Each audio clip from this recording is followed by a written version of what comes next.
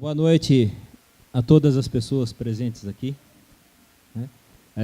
Geralmente as pessoas ficam, né, todos e todas, né? Eu acho estranho isso, então vamos a todas as pessoas presentes aqui hoje.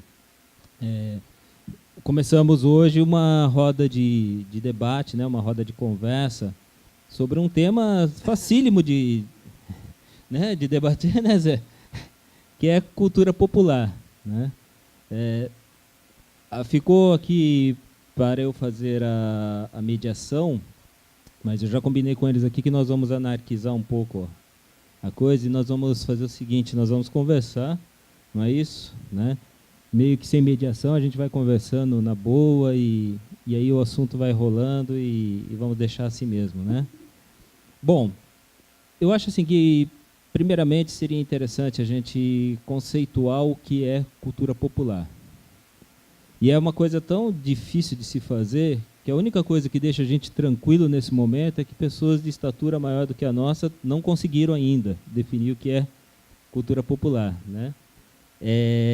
Essa vertente da nossa cultura e que tem essa característica, né? Essa dificuldade da gente poder ter um conceito que se encaixe. Por quê? Porque ela é tão diversa que, na realidade, você não consegue ter um conceito que atenda a tudo, que abranja tudo, né?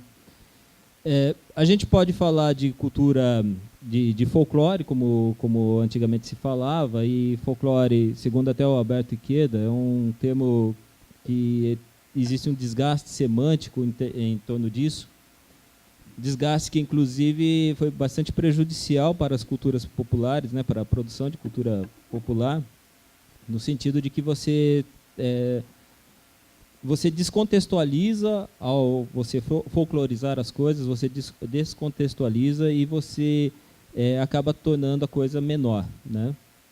E eu acho assim que um primeiro desafio, então, nosso é qual seria o conceito de cultura popular, e a gente vai discutir depois um pouquinho sobre isso daí, né? Ver se a gente chega em algum consenso. Uma outra coisa que eu gostaria de começar, assim, para a gente ter um início de conversa, é falar de aspectos históricos, né, da cultura popular.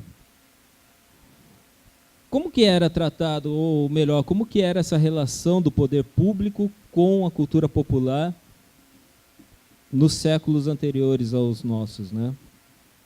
Se a gente lembrar, nós fomos um país colonizado por Portugal, um país que tinha como principal mão de obra a mão de obra escrava, e que, portanto, era uma sociedade bastante rígida, uma sociedade de controle extremo, e que, portanto, essas manifestações da cultura popular sempre foram mal vistas. Basta lembrar que aqui em Sorocaba, vamos pegar o caso específico de Sorocaba, todas as leis municipais que eram chamadas de códigos de postura, o primeiro grande código de posturas daqui é de 1850, ele proibia praticamente todas as manifestações culturais populares, né? Desde capoeira, a capoeira já aparece em 1850 sendo proibida aqui em Sorocaba, nesse código de postura, até fandango, até tudo que fosse reunião, tudo que fosse ajuntamento de pessoas, tudo que possibilitasse essas trocas de experiências, elas eram reprimidas, com ação, inclusive, policial e, às vezes, penalidades, como a prática da capoeira era para o escravo, né, para quem estava escravizado, a pena era até de açoite, né?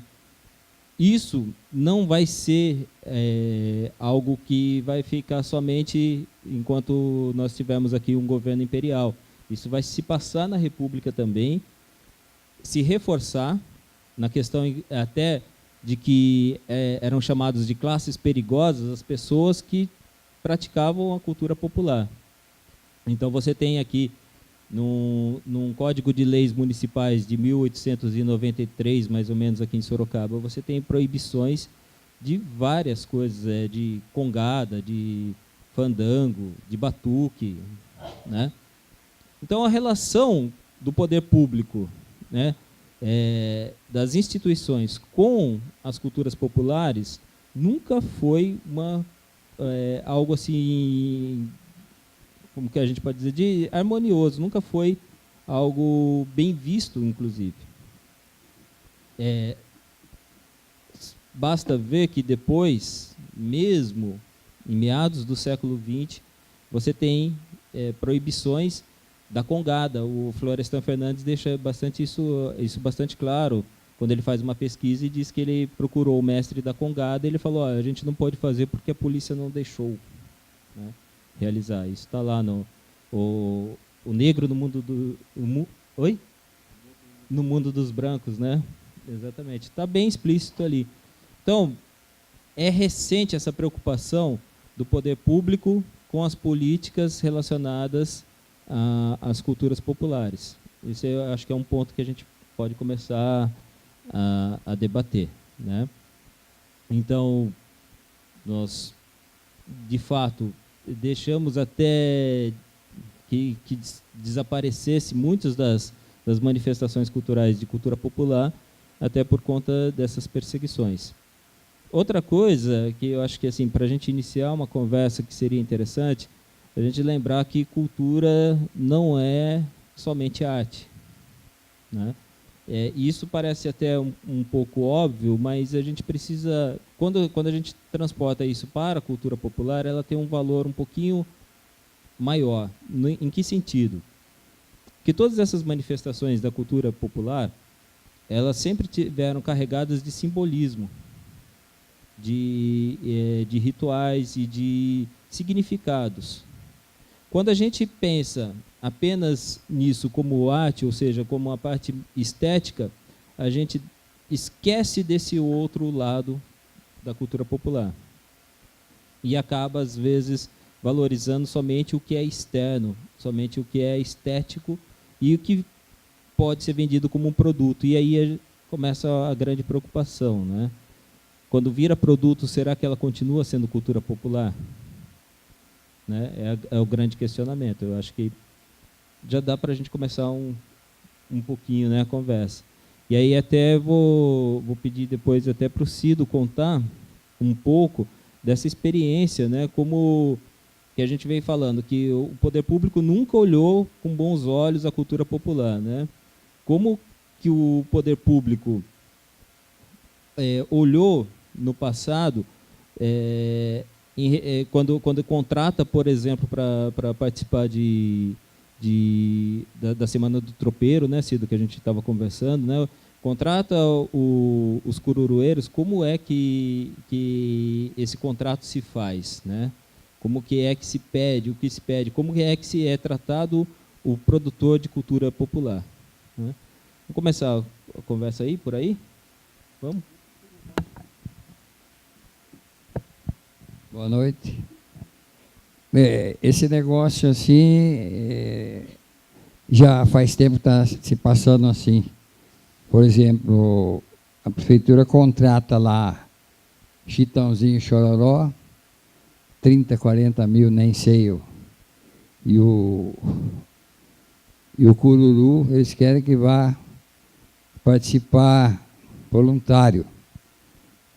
Mas o pessoal tem gasto, tem condução, tem que buscar violeiro, isso, aquilo, se locomover.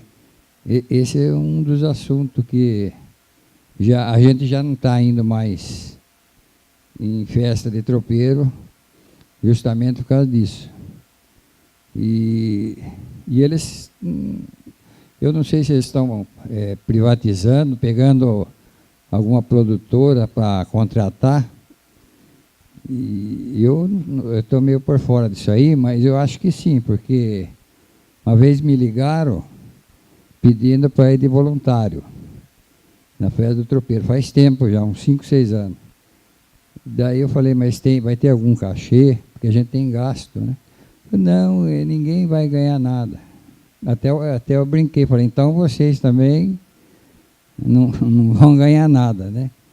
Então, é um dos motivos que está parado, pelo menos na parte do Cururu, na festa do tropeiro, ninguém está vendo mais. porque eles estão almejando dinheiro, né? Porque o Chitãozinho Chororó, por exemplo, traz um público, e o folclore, aliás, a cultura popular, que é o cururu, é meio devagar, então é poucos que gostam, né? Então, é nesse ponto aí.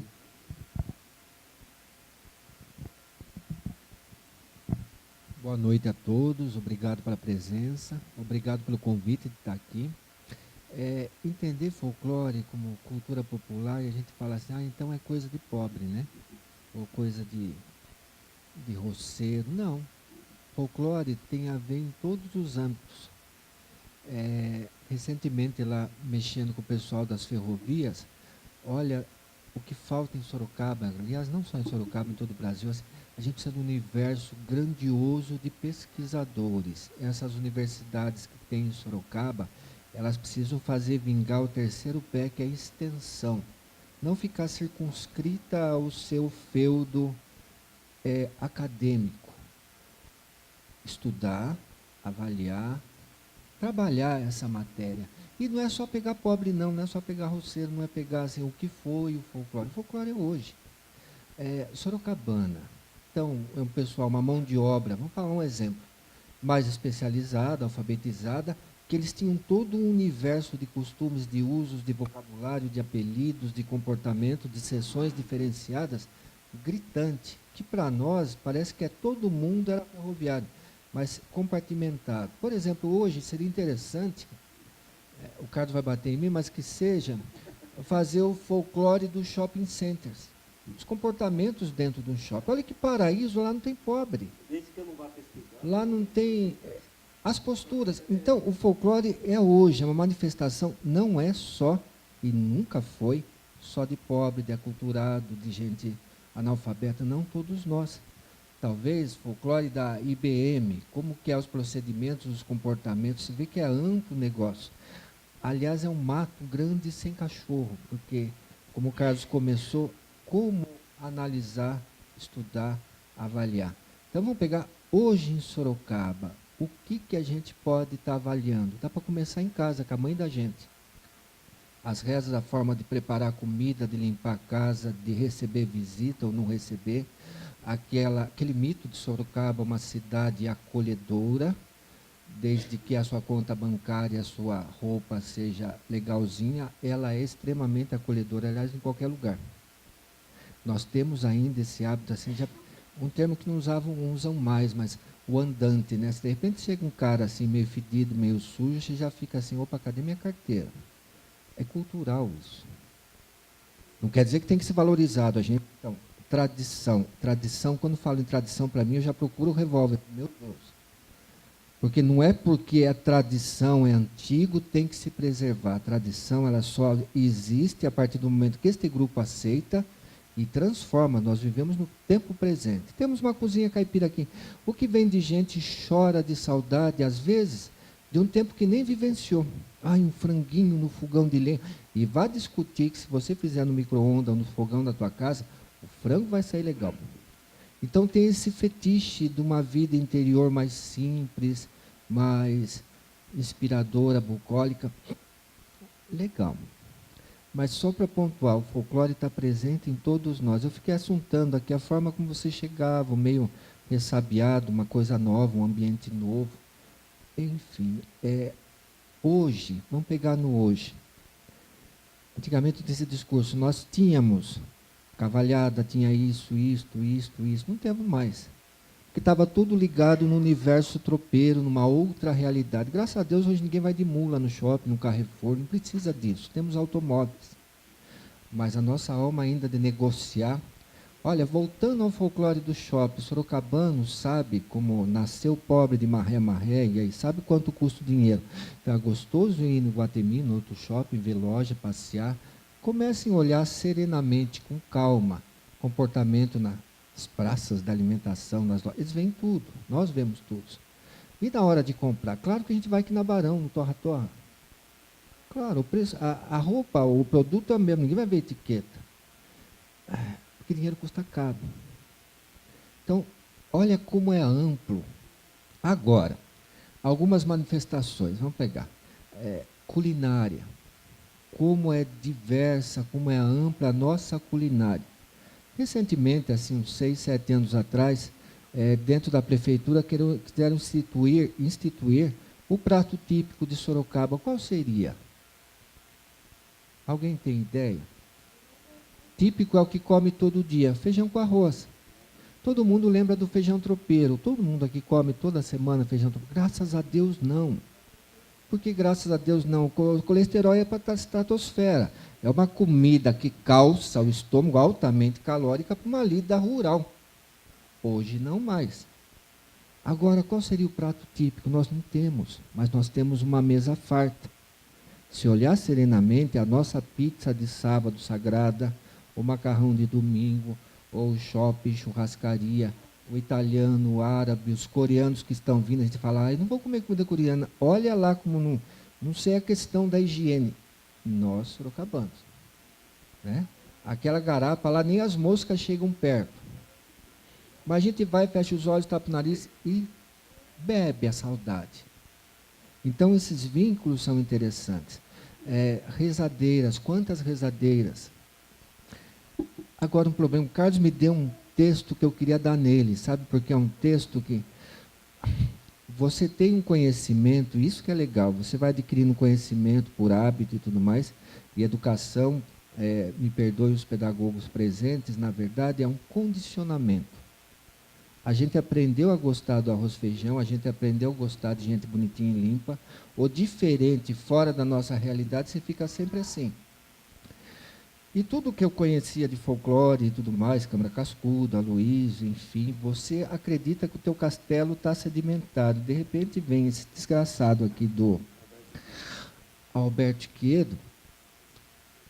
Iqueda, e chacoalha a árvore da gente, que bom, e cai muita folha, muito galho, e você fica meio pelado no Maracanã. É bom reavaliar os seus conceitos. Ele vai alertar que a gente vê o folclore como pitoresco, curiosidade. Até aquele cara que fala um sotaque diferente, uma reza. Você vê aquilo como um espetáculo. Seria como, nós colocarmos, até a título de curiosidade, uma rezadeira. Vamos blasfemar aqui, botar o João de Camargo aqui. Sem a igreja dele, sem o santo, não vou exagerar não, vamos pegar uma rezadeira. Deixa ele quietinho. Conte para a gente como benze bucho virado, espinhela caída, ar. Ela vai ficar intimidada, como a nossa mãe se trouxesse aqui para ela contar como que ela faz o franguinho. É um espaço diferente, gente diferente. Nem eu estou enxergando vocês aí com essa luz aqui na cara. Você percebe? Ela vira uma coisa, uma curiosidade, um bicho diferente da nossa presunçosa civilização. Então, é o tipo de resposta que eu não sei ainda como trabalhar o folclore com respeito. E muito claro, a grande maioria das manifestações, eu gosto ainda de ficar no folclore, me desculpe, as manifestações populares e tudo mais, elas têm um vínculo muito estrito ao sagrado. Lembrar de um tempo que não tinha os Narciso Vernizzi, Homem do Tempo, e televisão passando que vai chover. Então, você tinha necessidade de uma relação com o sagrado. Por isso as festas, as procissões, as rezas, as manifestações. Se você desvircula isso e transforma e traz lá da onde ele estiver e põe aqui como espetáculo, quebra, né? Então, por isso que eu clamo assim, as universidades, olha, a roça é grande, a gente precisa de pesquisadores. E tem que chegar de cuidado. A mesma coisa se eu for convidado para ir na tua avó, eu vou chamar, olha, conte tudo que a senhora sabe. Ela nem me conhece. Você tem que ir devagarzinho, cevando, adquirindo confiança. Isso demanda tempo. Mário de Andrade, devia ser canonizado, Santo Mário de Andrade. Nos anos 30, ele vai instituir os parques infantis em São Paulo. Educação. Parece que a gente está falando óbvio, mas estou falando nos anos 30. Vamos fazer esses parques perto das fábricas, para que as mães operárias deixem a criançada. Na hora de inscrição dessa criançada, assunta o dialeto dessa mãe, de onde ela veio, se veio do Nordeste, Paraná, não importa. O modo de falar. Pede para registrar, mas ela não sabe escrever. Então, eles estabeleceram um texto para ter um mapa dos múltiplos falares de São Paulo. Aí a criançada chegou. Ele vai catar nada mais, nada menos que as professoras do Caetano de Campos, top de linha dos professores da época. Só que tinha que ser uma formação de educador com saúde, que vai trabalhar a questão da higiene da criançada. A orientação que ele deu para essas professoras, pasme, deixa a criançada brincar. Só interfira quando o bicho pegar fogo. Ameniza. Propõe atividades, propõe brincadeiras. Deixa elas brincarem. E vai anotando. Como que é a lúdica, as brincadeiras, o falar. Olha o laboratório que ele criou por trás de um despretensioso parque infantil. E aí? A gente vê aquela questão, o nosso folclore de sorocabano, mas lá em 30, ele já botava, ensina a marujada, ensina a nau catarineta para essa criançada de brincar com o folclore, com essa multiplicidade. Então você percebe, Sorocaba não dá para, e nunca foi, mas estancar a nossa cultura caipira, tropeira, é importante? Claro que sim. Mas pegar todo esse universo de pessoas que aqui residem, se eu venho lá da Amazônia, eu não venho ileso, limpo. Eu venho com toda uma bagagem cultural e que eu tenho que ter esse acolhimento, que a gente vai aprender a treinar doravante, para que ele tenha esse espaço, que ele mostre e dialogue. Então você percebe que é um processo que vai transformando. Não dá para fixar, tem a Folia de Reis do Zé Cope, que é uma maravilha, que veio do Paraná, já fixou, ele tem todo um sistema dentro da comunidade. E como fazer isso daí continuar? São perguntas. Eu vou parar de falar, deixar mais coisas, mas percebe a riqueza, e não, enfim, deixa lá, vamos. Eu acho que é interessante a gente pegar isso que você falou, né, e perceber esse universo rico e pensar, né, qual o papel do poder público em relação a tudo isso, né? Que começa a ficar um pouquinho estranho quando a gente pensa em políticas públicas. Lembra que eu falei lá no começo que cultura não é somente arte, né? Então fica um pouquinho estranho a gente pensar em política pública relacionada à benzedeira, por exemplo, né? Qual é a função do poder público em relação às benzedeiras, né? Então, me encantou no encontro de agentes culturais. A cidade de Piracicaba está fazendo um mapeamento das benzedeiras. Se por um lado eu fico, meu Deus do céu, que maravilha. Agora, baixou o bom senso que é raro em mim. Como mapear isso? O processo da benzedeira. Eu sou um benzedor velho, estou percebendo que a morte está chegando.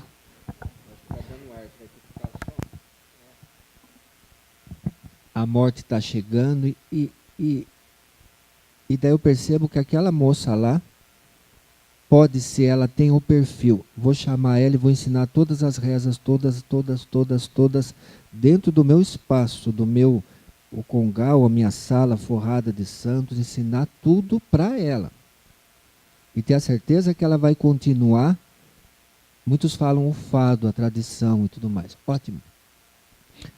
Como conseguir arrancar de alguém, olha que termo horrível, né? Mas como conseguir que ela relacione tudo?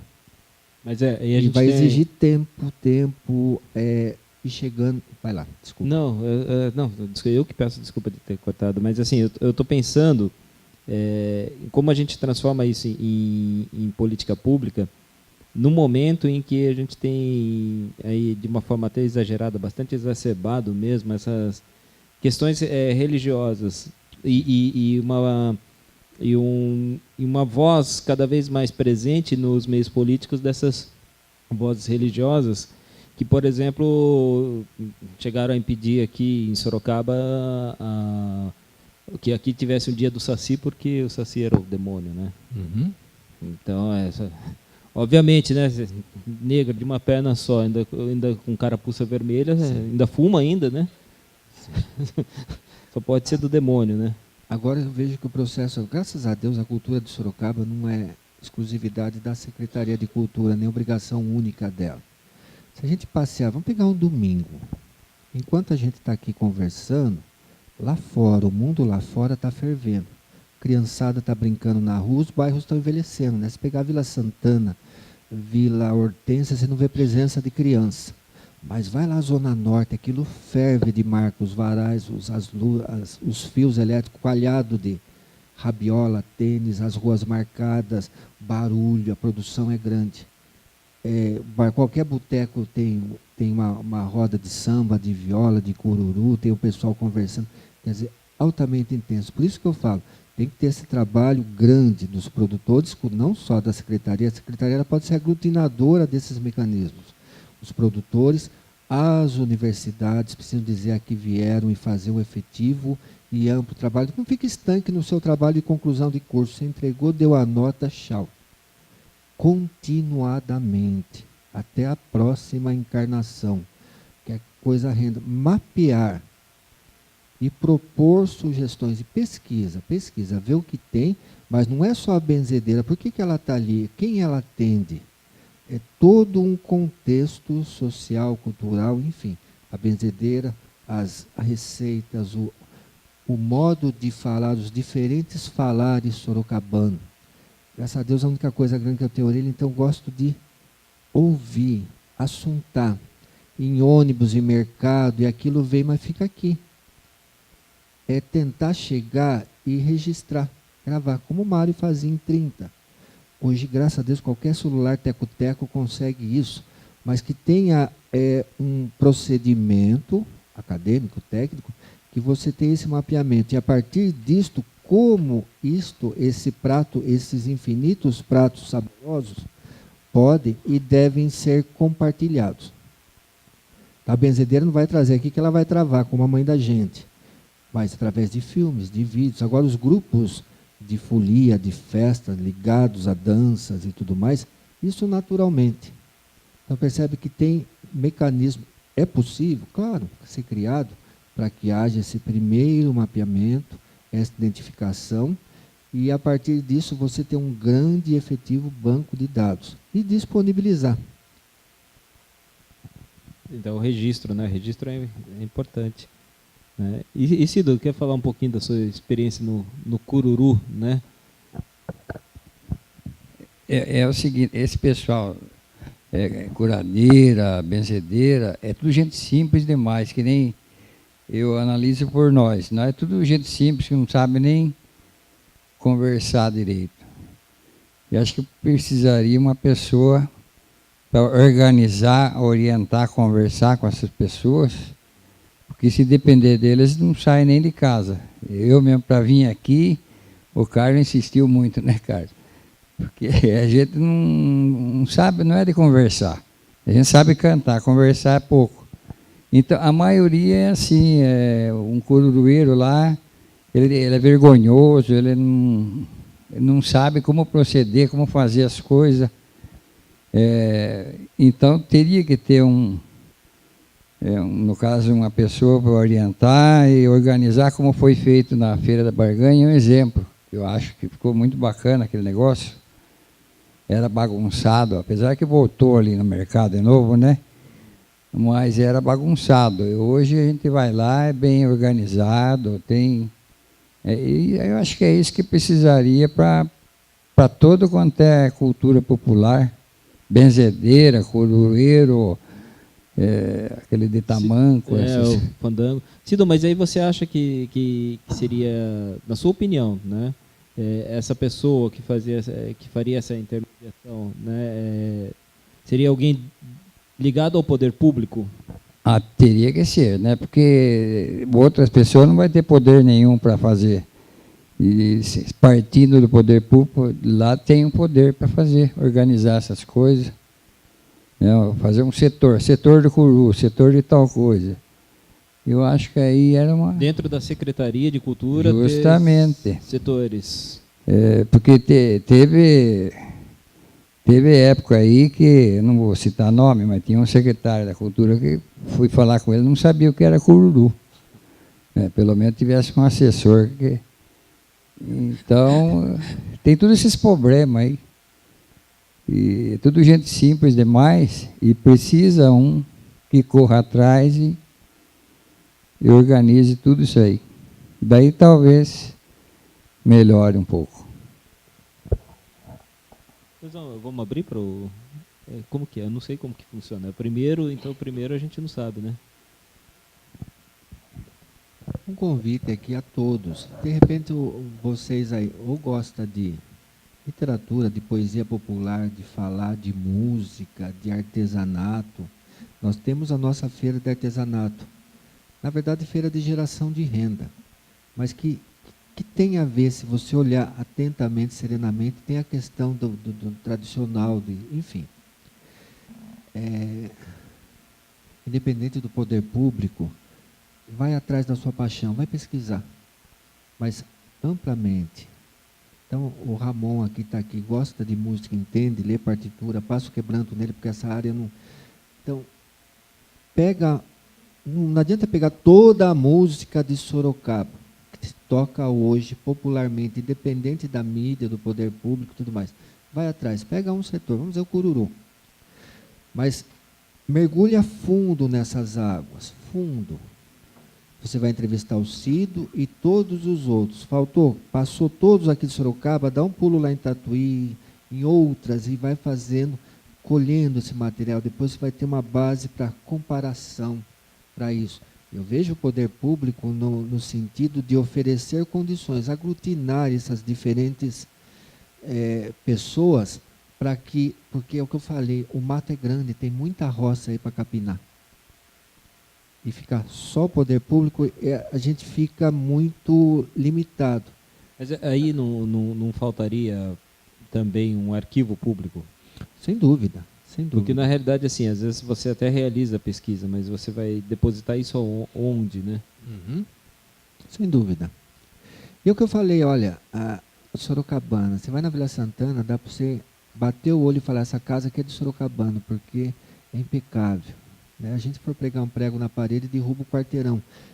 Hoje, se fosse vivo, os velhos, né, velha guarda lá da Sorocabana, usariam até GPS, prego, com tamanha precisão que vai durar até o dia do juízo. Tudo impecável. Então, vocês vejam, é o povo que teve um grande informação técnica para se trabalhar na Sorocabana e transportou esse conhecimento, essa técnica para o dia de hoje. E ele vai passar para o filho, não enforca o martelo, segura ele mais na ponta, do jeito de trabalhar, de tudo. Tem muito campo. Volto também ao folclore do shopping, até para situar a gente, não é só, e reitero, folclore não é só de pobre, de uma camada dita ignorante. Aliás, é isso que eu estava falando, né? Quer dizer, essa ideia de que de ignorante, de pobre e tal, ela vem historicamente sendo construída. Né? Sim. Se a gente for aqui, não é o momento, só nessa entrada de vocês, se a gente for descascar todo o gestual, é milenar. Até o ato de cumprimentar, estender a mão, a secretária à minha distância, vocês vão tudo meio ressabiado, apesar de tudo. Nós temos embutido essa tradição inconsciente, milenar. De atual mesmo, é só nossa presunção. Achamos que somos a cereja da civilização, outros virão. Eu acho barato, aqui na biblioteca a gente tem uma vitrola de 90 anos, a criançada do jovem fala, meu Deus, que tosco. E os netos deles, quando verem esse celular que chuleia, prega botão, faz tudo, eles vão falar, que tosco. Você percebe? Então, abrandar, a gente é resultado, não só geneticamente, que eu sou grande, careca e tudo mais, e magro, tem essa tradição genética, mas o modo de falar, os meus gostos, os meus costumes, tem essa grande bagagem cultura. E cultura, graças a Deus, não quer dizer nos livros. Se eu hibernar aqui nessa biblioteca e ler tudo, eu posso, presunçosamente, me tornar erudito.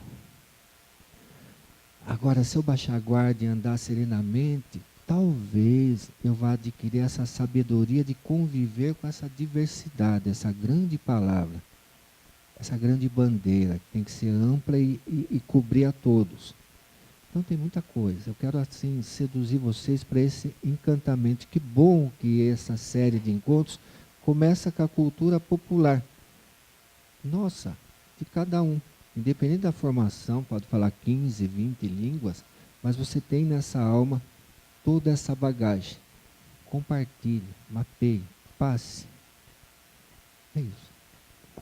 Eu concordo com você e eu acho que registro é importante, mas eu fico pensando em outras questões, que aí vai para o lado do Cido também.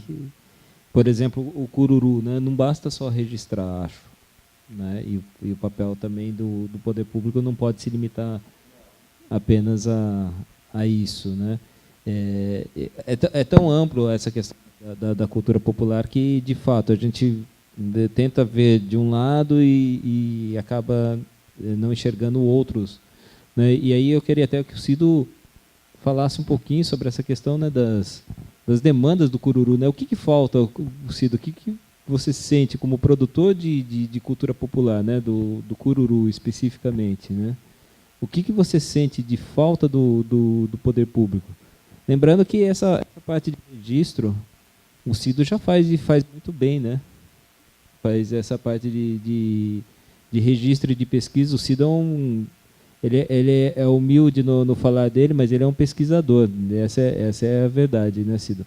É um pesquisador e um grande pesquisador do cururu, é uma pessoa que conhece bastante, e não só conhece, mas ele coleta muita informação.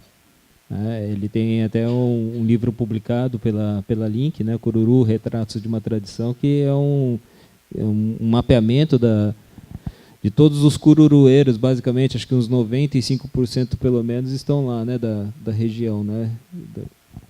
Da época, sim, né? Que metade lá já morreu também. Então, eu já estou desanimando, porque a gente já está meio velho e daqui uns pouco tempo eu vou precisar parar, eu tenho efizema, vim subir essa escada, fico...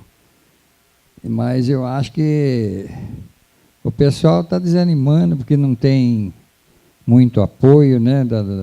Precisava mais apoio do poder público. Que tipo de apoio, Cido, especificamente?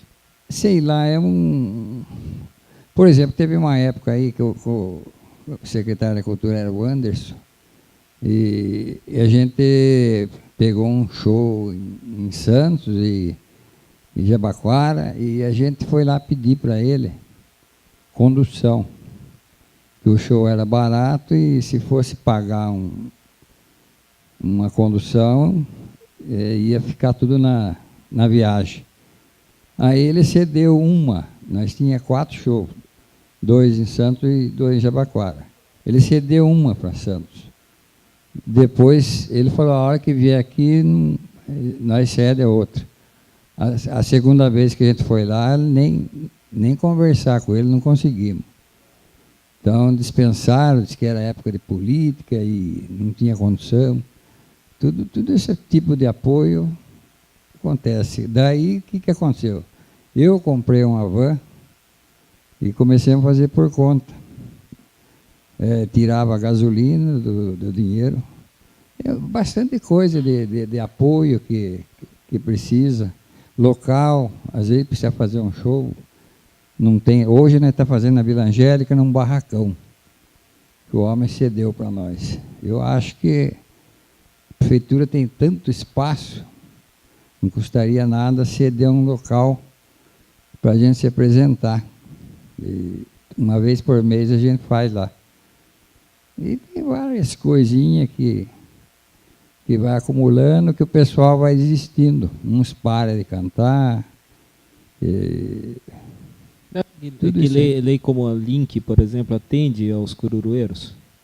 A Link atende. Se você for levar um projeto lá, eles atendem, se é aprovado. Mas né? assim, de forma prática, você acha que os cururueiros estão sendo atendidos pela Link, por exemplo? Por exemplo, a Link é uma... Ou ela é burocrática demais, ou não é? Como que é? A Link é meio complicado, né? Você sabe que é complicado. Mas é que também ninguém vai atrás, né, Carlos? Porque a turma vai uma vez, dá com a cara na porta, a pessoa já desiste, já não vai mais atrás. É o caso nosso. Comprei uma van e não fomos atrás de pedir condução.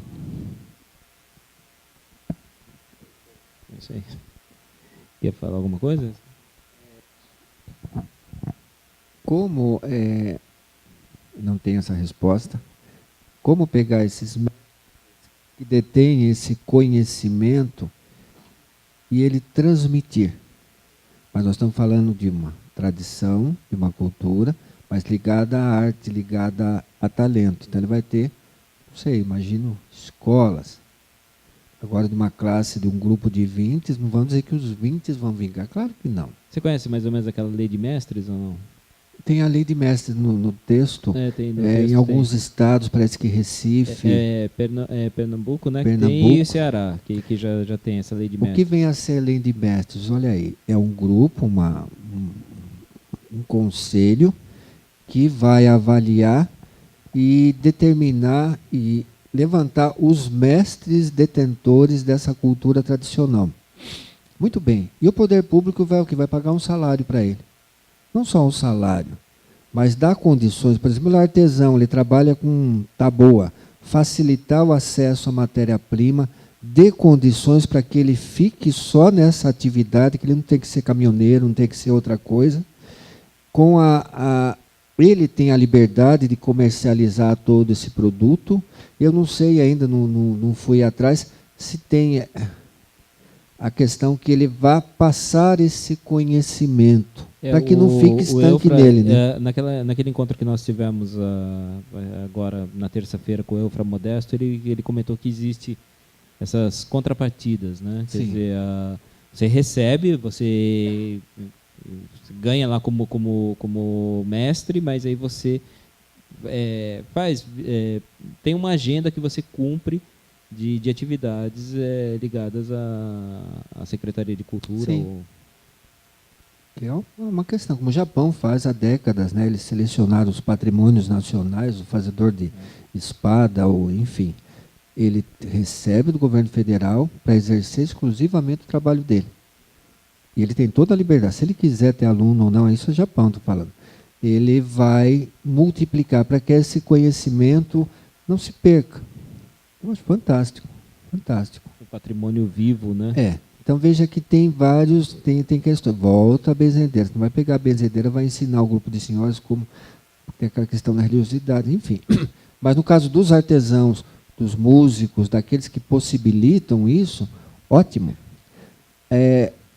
E também os artistas, essa classe especial que vai pegar esta matéria, aí tem um termo técnico que eu não vou lembrar agora. A partir da matéria do folclore, transformar espetáculo em produção, enfim, projeção, né? Projeção. Mas deixar claro, é uma leitura, essa cultura. É o folclore, vamos lá, volta, fica mais fácil. É o folclore transformado em arte. Pegar essas academias de dança, esses artistas plásticos, esses músicos. É que o Ikeda também, ele desce a boca. Por conta dessa questão que a gente já comentou, né? Do porque, esvaziamento, veja, esvaziamento do simbólico, Sim, esvazia porque você perde um contexto, mas você, eu não sei, eu gosto muito, muito, não tem como. Você pega aquele grande lá de Pernambuco que faz infinitos shows, você sai enlevado. Agora, tomar cuidado, o Cido vai passar todo o conhecimento, todo o canto dele. É claro que os alunos vão aprender essa base e transformar o tempo, a linguagem, então cada um. Eu posso ensinar para vocês aqui agora uma receita dificílima de arroz. Vamos sair depois em casa e chegar e vamos fazer uns 60 arroz, completamente diferente. O arroz vai ser a base. Mas ele vai usar sal, aquela alecrim, isto. Ótimo. Lembrar que o folclore, como ser vivo, porque é manifestação de seres humanos, cada um faz do seu jeito, cada um lê do seu jeito e transporta. Agora, nós temos uma joia chamada ainda remanescente, né, ainda forte em Sorocaba, que é o cururu. É aqui da região. Eles até, o pessoal daqui, hoje não mais, tinham medo de se apresentar em Campinas, fora dessa região, porque falam, o que é isso? Ah, mas então é repente. Começa no baixão, é repente. né? Começa no baixão, Cido, e aí? Eu acho que o que resolve bem, o pessoal entender, é oficinas. A gente pegou pela PROAC 5 shows na região, Pilar, Sarapuí, e lotou mais na oficina do que no próprio show. A maioria não conhece o que é cururu, o que é aquele de tamanco, essas coisas aí. E a oficina, eu acho que atrai mais o público e esclarece muita coisa também. Mas você acha que ainda tem preconceito em relação à cultura popular? Como que a gente poderia legitimar esse conhecimento, né? Assim, porque, como eu falei no começo da fala, né? De tanta repressão que houve das instituições em cima da cultura popular, essa cultura popular ela foi hierarquizada, sendo deixada para embaixo, né? Quer dizer, sendo desvalorizada, depreciada, né? Você acha que ainda existe esse tipo de preconceito com cultura popular? Eu acho que não, muito pouco, porque a gente vê por aí, a gente faz muita oficina para fora. Aqui em Sorocaba é difícil fazer. E a gente vê pelas perguntas do pessoal, tem interesse. E a gente percebe que eles não sabem nada mesmo. Pelo tipo de pergunta que eles fazem, eles desconhecem completamente. Cido, acho que é legal você falar um pouco dessa oficina, como funciona, até porque está sendo registrado ali. Isso até pode gerar algo aí. Essa oficina, a gente senta, eu, Dito Carrara, 3 ou 4 curueiros, como nós estamos aqui, e o pessoal vai fazendo pergunta. E a gente vai respondendo. Primeiro a gente dá uma explicação, né?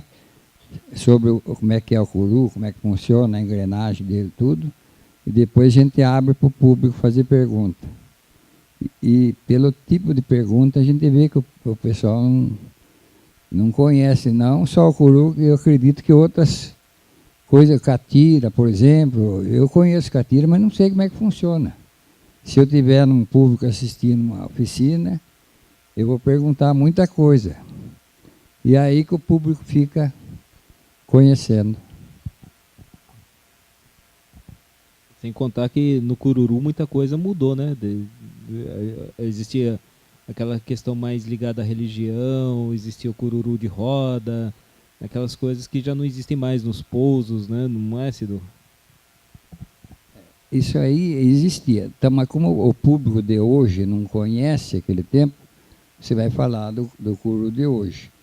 Mas a gente conhece também daquele tempo. Cururu de roda, cantar na frente do altar. Eu já fiz todas essas coisas aí.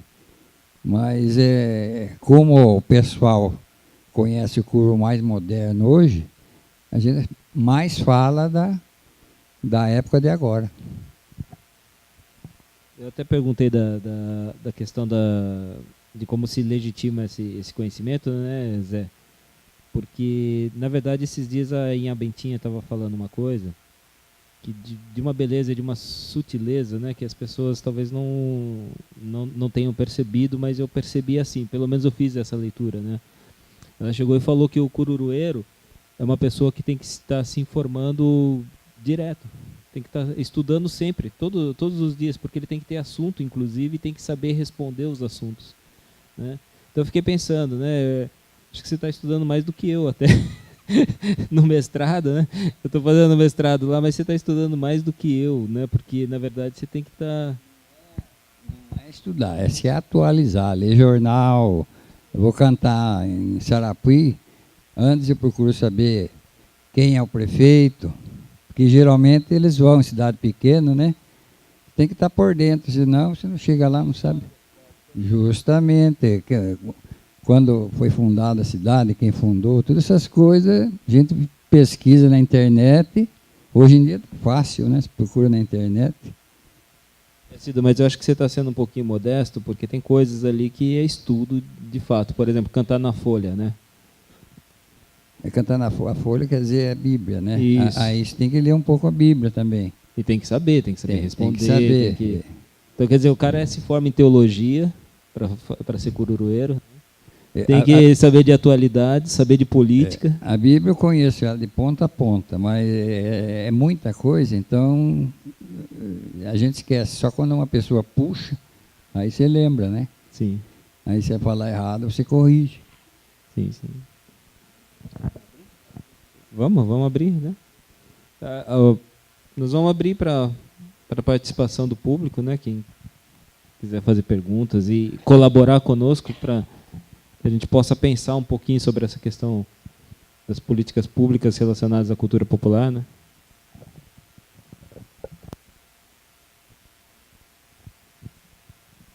Boa noite, boa noite. Aproveitar que você comentou essa questão do mestrado, Carlos. Então, acho que nesse contexto aqui da cultura popular, o mestrado é bem mais complexo, né? E eu acho que isso é uma questão...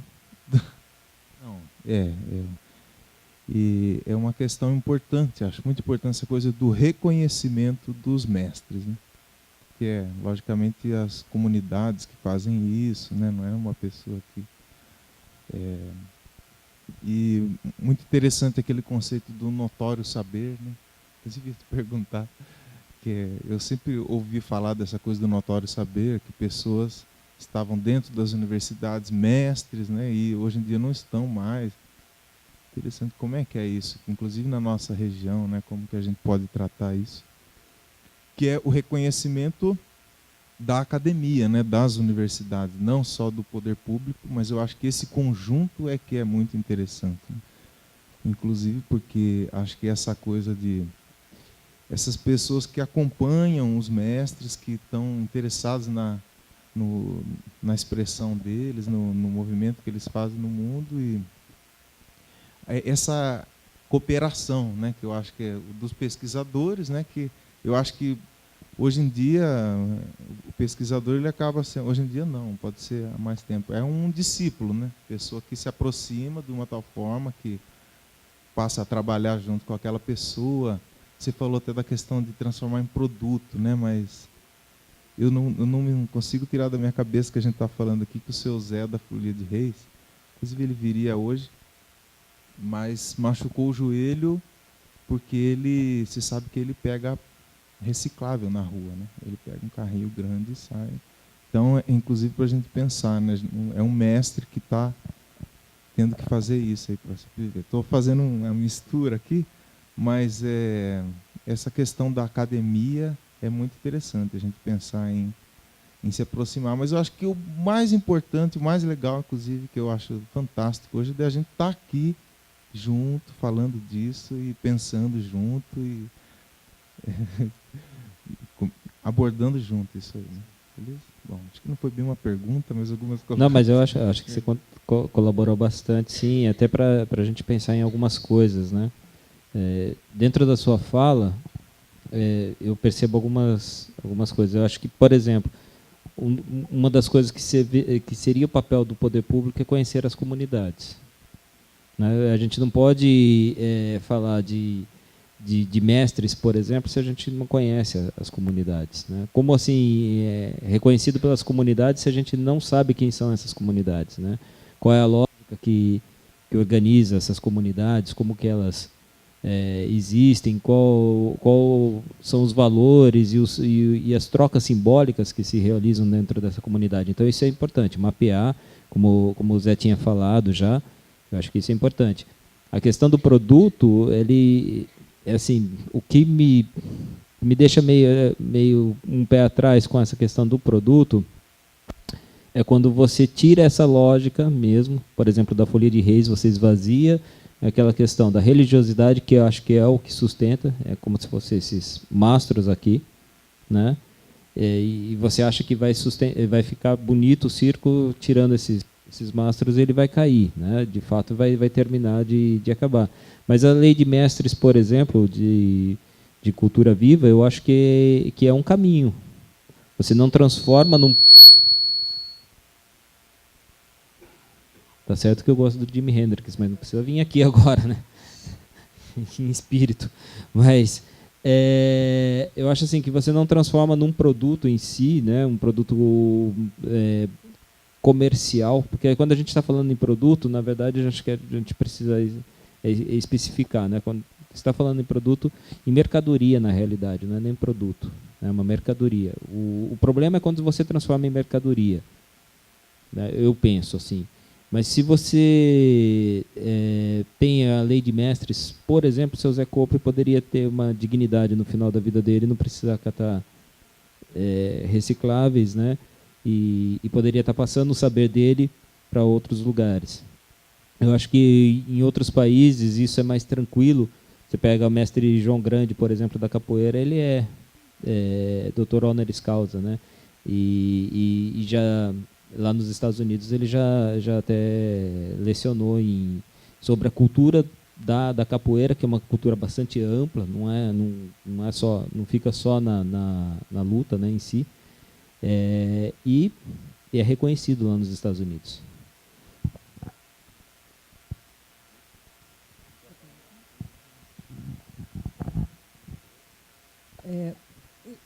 Eu queria perguntar para vocês como é que vocês acham que uma política pública de cultura pode contribuir, por exemplo, para a preservação dessa memória e até para que outras pessoas possam aprender, por exemplo. E aí eu queria perguntar para o Cido como que ele se envolveu com o cururu, qual que é a história dele, desse envolvimento dele com o cururu, e como que outras pessoas, como que esse conhecimento pode ser partilhado e que possa gerar interesse para que outras pessoas possam aprender um pouco mais e dar prosseguimento nessa tradição. Para as pessoas aprenderem, tem que saber como é que é o cururu. Eu comecei por gostar, e daí comecei a perguntar para um, para outro, e por isso que eu falei da oficina aqui, que o povo não sabe muito bem sobre cururu, sobre folia de reis. Às vezes vai assistir, acha bonito, mas não. Se fizer uma oficina, aí o povo vai ficar sabendo como é que funciona. Eu comecei por gostar, mas gostando você tem aquela curiosidade de saber como é que funciona, como é que é isso. A gente fez bastante palestra em escola, e eu vi que os alunos têm interesse, alguns deles têm interesse. Eles querem perguntar bastante coisa, mas é pouco tempo e um barulhão, a gente não consegue explicar. Por isso que eu digo que a oficina é muito interessante. E vai quem quer, quem tem interesse, vai lá assistir e faz as perguntas que desejar. Mas tem muito jovem que tá interessado, ligam para mim lá, querem saber como é que é isso, como é que é aquilo, né? Mas não tem como ensinar, mas tem as bagagens que a gente pode falar, é assim, assim, assim, assim. É mais ou menos isso. Só para complementar, inclusive, a resposta dela, eu gostaria que você falasse. Primeira coisa, né, a questão do violeiro do cururu, né, a importância do violeiro do cururu, e isso é algo que já tem práticas de ensino disso, né, de viola. Falar dessas experiências que você conhece, acho que Piracicaba, o Kojak faz isso, né, e que acho que é importante a gente ver experiências de outras cidades, né, como que se deram, né, e falar inclusive até contar um pouquinho da história do Andinho, né, que era um cara de rock and roll e depois virou cururueiro, né. O violeiro de cururu é difícil, porque é diferente. Ele não é como um violeiro comum de sertanejo. E está meio em extinção, porque quase não tem mais. E lá em Piracicaba, esse Kojak, que é o violeiro de cururu, a prefeitura paga um salário para ele ensinar o pessoal. O pessoal vai de graça. Se não tiver o violeiro, não tem o cantador. Então, lá é um exemplo, né, que ele recebe um salário da prefeitura e dá aulas a semana inteira para o pessoal, gratuito. E aqui parece que o Ricardo Anastácio também faz isso, em Pereiras, aí, Cesarlange. Ele fazia, acho que em Votorantim também, né? Esse já é um incentivo bom também. Agora, eu além era violeiro e cururu, depois que eu passei então eu não passo muito aperto, porque se não tiver violeiro, eu mesmo toco, eu mesmo canto, né? Mas a maioria não sabe tocar a viola. Então fica mais difícil. E violeiro em Sorocaba já está tudo velho. Tem Abílio Rosa está velho, Carlos Caetano está velho. E violeiro novo para curu ainda não estamos tendo por aqui, não. Sorocaba. E o Andinho era um roqueiro, né? Ele toca rock e se apaixonou pelo curu. Hoje ele está cantando com nós. E ele faz o rock dele ainda meio separado, mas sai cantar curu com nós. Tudo tatuado, acha estranho até, né? Mas é um assunto bom para a gente. Chama ele de cadeieiro, de um monte de coisa. Cada tatuagem é um assunto, né? Mais alguém? A minha pergunta vai para o Ramon, né? Porque, veja bem, a gente está ouvindo falar do cururu, nós estamos ouvindo falar de benzedeira, nós estamos ouvindo falar de capoeira. O que mais que nós temos em Sorocaba que é de manifestação popular? Que interessa para a gente, você está envolvido nisso, acho que é bastante interessante que você repasse e amplie. O grupo que está ali amplie para dizer o que é que existe, é um documento nosso. A fala que vai acontecer aqui já é um documento, certo? Não acontece só a capoeira, só o curu, que é bastante. Eu acho importante que existam as benzedeiras, eu acho importante. Mas que nós temos bastante outras coisas, nós temos. O que é que nós temos?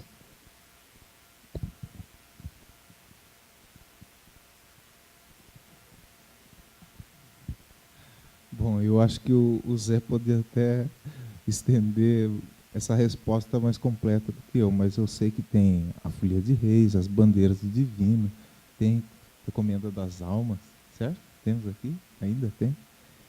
Eu não sei bem, e a gente, inclusive, uma coisa a gente pode discutir, o que seria, né? Porque eu acho que tem um movimento grande de interesse em pesquisa, vários grupos aparecendo, trabalhando com expressões de danças tradicionais e coisas assim. A gente fala o que está no contexto da tradição, o que não está, né? Às vezes eu fico em dúvida, lá na Vila Leão, por exemplo, o maracatu na Vila Leão, primeiro que ele nunca teve pretensão de ser uma coisa montada para apresentação, né? Foi uma coisa que foi feita para brincar no quintal do quilombinho, e as crianças vão aprendendo sozinhas, umas com as outras, hoje em dia, e eu não sei que pé que está essa coisa, se já é considerado ou se não, se isso é possível de ser considerado um dia. Não que seja importante, né, mas já que às vezes a gente fica escovando essas palavras para ver, tentar entender melhor o contexto, acho que é isso, mas deve ter mais coisa, né, Zé? Tem bem mais coisa.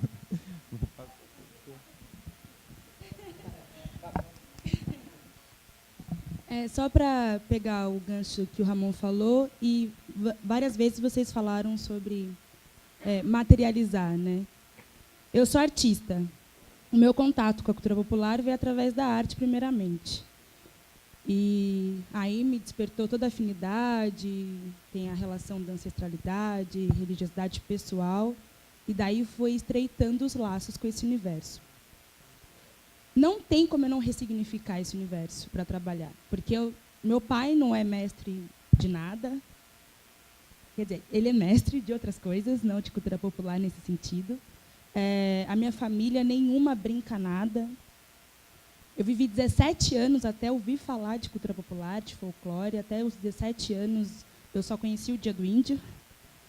E então eu preciso ressignificar todo esse universo para poder estudar, pesquisar. E como eu também sou arte educadora, eu tenho como bandeira pessoal de trabalho, filosofia de vida, continuar o que eu aprendo ou estou em processo de aprendizado, principalmente porque eu tenho muito amor por esse universo. Daí, como é que fica essa relação de ressignificar esse universo com o propósito de continuar, com o propósito de propalar, de propagar, de talvez até de estender a ideia de multiplicadores dessas manifestações.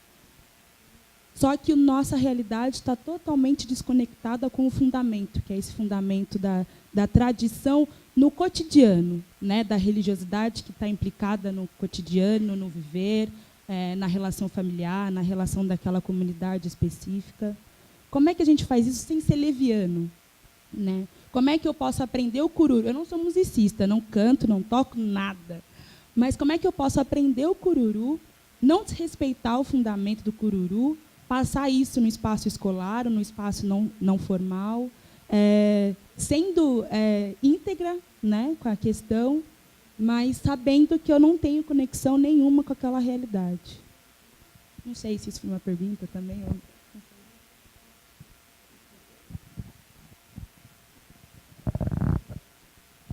Eu volto à mesa farta.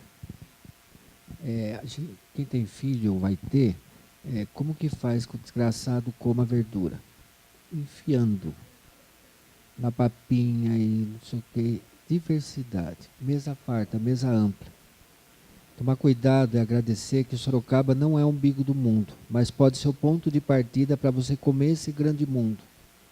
Quer dizer, você vai ter esse cordão umbilical ligado aqui. E é legal você viajar, ou, se possível, viajar mesmo efetivamente. Hoje tem santa internet, tem mecanismo de você ver toda essa diversidade. Mas o teu cordão vai puxar você para Sorocaba, você não sabe nem por quê.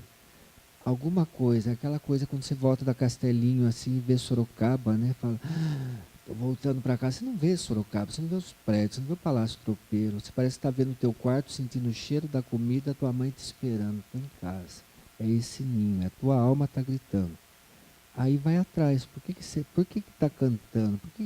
Você fala, essa cidade é complicada, e por que eu gosto dela? Aí tem a ver essa questão de identidade. Vai devagar, vai manso. É o que você já falou, integridade, é diversidade. Em tudo. Nas comidas, nas danças, nas culturas. E é bom conhecer, porque senão a gente fica... eu quero não acreditar que um dia vai ter centro de tradições sorocabanas. Me perdoem. Fica muito... Não, é importante valorizar a cultura. A base é esta, certo? Mas a partir disso você vai ampliar, porque graças a Deus nem a grande maioria veio para Sorocaba, vem trazendo. Nós temos esta base, mas não é só isso. Nós temos o arroz, feijão, caipira, mas não é só isso. E por aí vai crescendo bonito.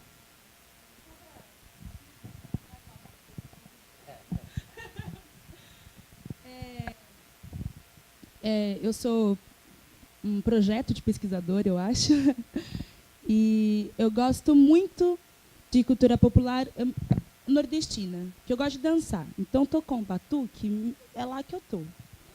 Então, minha identificação é com maracatu, tambor de crioula, bumba meu boi.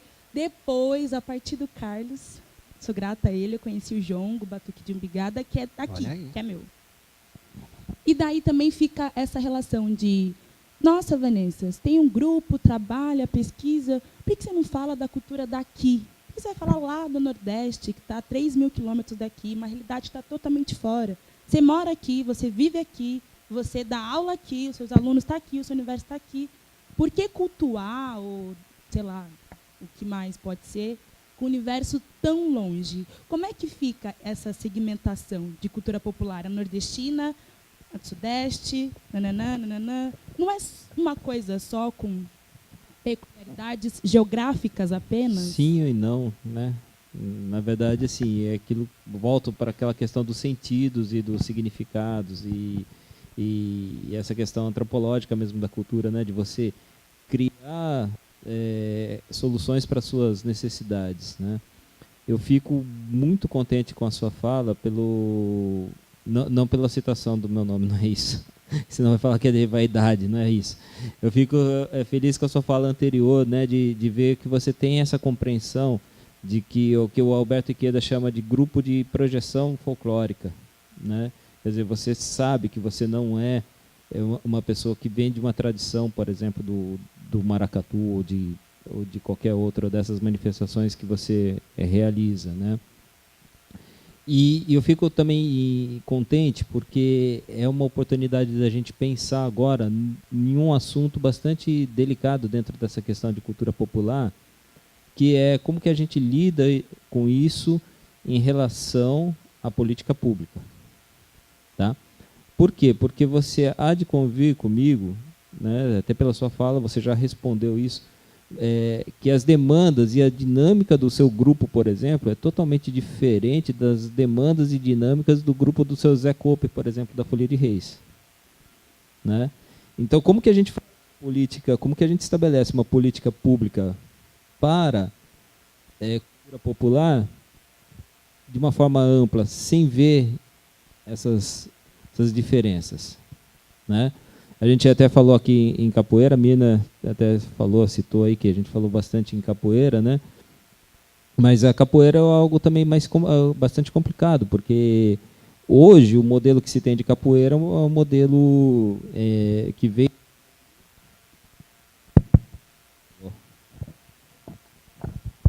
Alô. Bom. Tá funcionando? Tá. Veio lá da Bahia e é uma academia de luta, né? Então, como é que fica essa questão, né? Já é uma outra dinâmica e uma outra demanda que é diferente da sua e é diferente da do seu Zé Cope. Então, como que a gente lida com tudo isso daí? Como que a gente produz políticas públicas nesse sentido para que todo mundo seja atendido nessa questão da cultura popular? Eu sou sincero, eu não tenho resposta. Eu não tenho resposta. Eu sei até onde eu falei para você.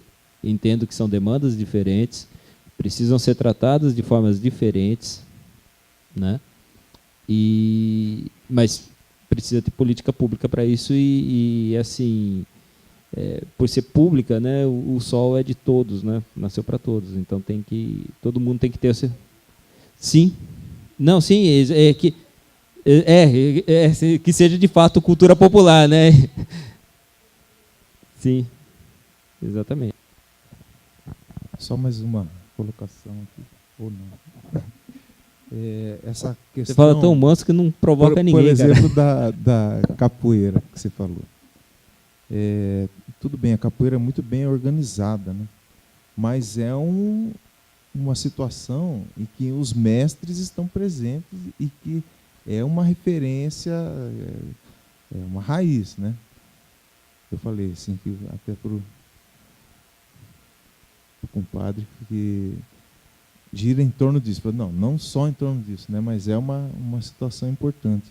E acho que tem uma situação especial também quando esses grupos que não são de tradição familiar, mas, por exemplo, o Tião Carvalho, né, que é um mestre nosso, que a gente tem bastante uma convivência com ele, assim, né? Não é um professor que a gente faz curso com ele, é uma parceria, né? E que a gente precisa e ele precisa também, entendeu? A gente trabalha junto, os grupos se misturam, se apresentam juntos, sobrevivem juntos em situações que precisam de apoio, né? Tudo isso. Então, às vezes, não é só o grupo do mestre e um grupo daqui de Sorocaba que está assim, solto no mundo. Não é, né? Existe essa proximidade também, né? Possível. Mais alguém?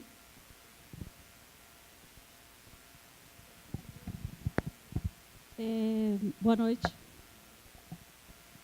Na verdade, eu queria fazer uma observação. Eu me lembro, na minha época de infância, assim, muito pequena mesmo, tinha um grupo chamado Flor do Cafezal. Eu não sei se alguém aqui presente vai lembrar. Eu sei que eu participei de muitos eventos e, assim, eu lembro que era tipo uma caravana, assim, que viajava, ia para outras cidades. Aí eu ficava louca, porque eu queria ir atrás, né? Eu queria ser artista de qualquer modo, não sabia bem ainda o que eu queria fazer, se era música, eu estava muito ligada à dança também, né? Fiz balé clássico, essas coisas assim. Mas a coisa me interessava em particular, porque ali era muito democrático. Não tinha um grupo específico, não era, vamos dizer assim, capoeira ou só dança. Era muito democrático, tinham violeiros. Não vou falar especificamente porque não tenho esses conhecimentos técnicos, mas eu lembro que era muito interessante o que eles propunham, né? Essa coisa de viajar, de estar num bairro um determinado tempo, depois mudar para outro bairro, viajar um pouco a cidade.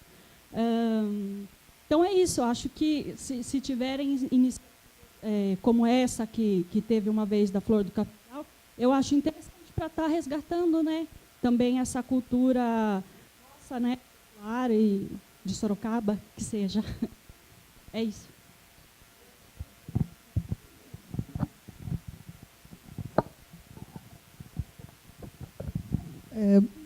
Bom, gente, eu não sei se é do conhecimento de todo mundo, mas a Secretaria da Cultura está num momento que a gente considera importante, que é propor um trabalho coletivo, realmente coletivo, porque a gente acredita que política pública só é possível com a participação de todo mundo. A Secretaria de Cultura só existe em função de uma demanda social, né?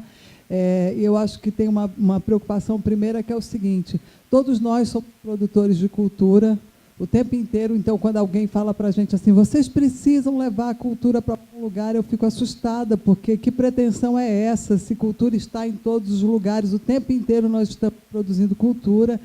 Fiquei ouvindo aqui a Vanessa, quando ela tem uma preocupação na hora que ela fala nessa ressignificação desse trabalho, que é uma leitura, uma outra interpretação de uma manifestação. Então, quando a gente fala de cultura popular e que a gente fala de cururu, a gente está falando de uma tradição que tem uma metodologia, até que tem uma lógica, tem uma historicidade, tem uma série de coisas.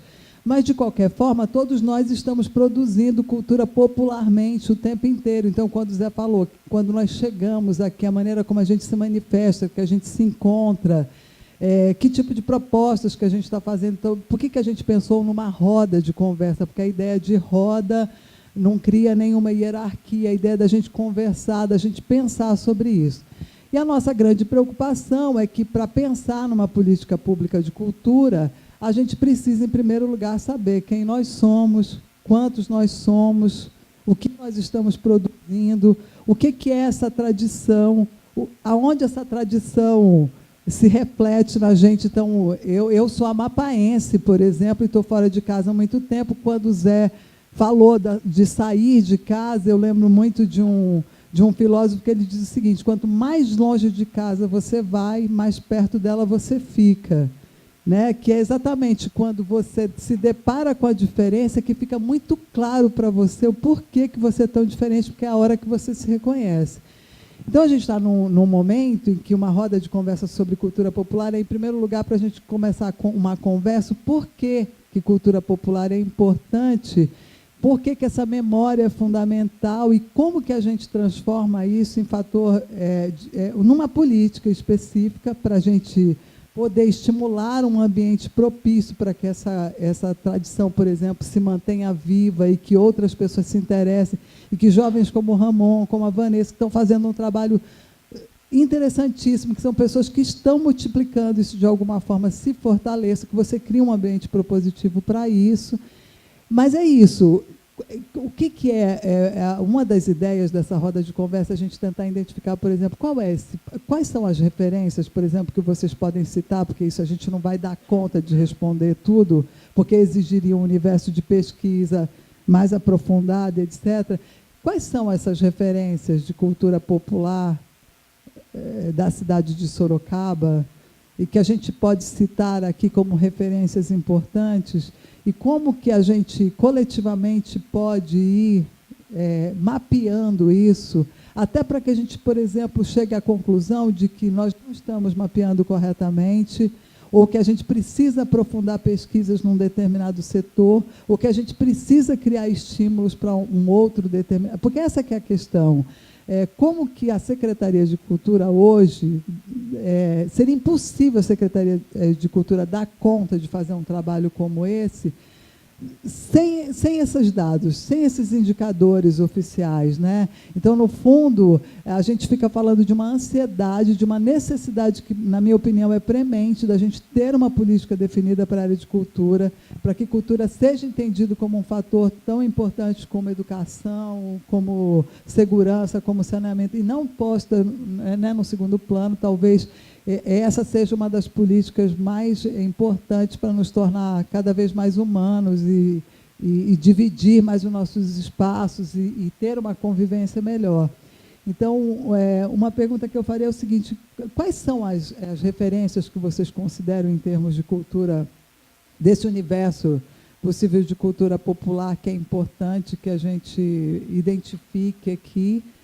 E como que a gente pode fazer esse trabalho de mapear isso? Porque eu acho que nós estamos nesse momento. Então, é uma dificuldade, eu acho que é uma angústia que eu tenho, o seguinte: como partir para fazer um trabalho como esse, sem a gente se reconhecer no primeiro momento? Então, a gente está exatamente, primeiro, tentando conversar para que a gente fique sensível a isso, porque essa é só a primeira ponta do trabalho. A gente está começando um trabalho de conversa para depois estabelecer uma metodologia.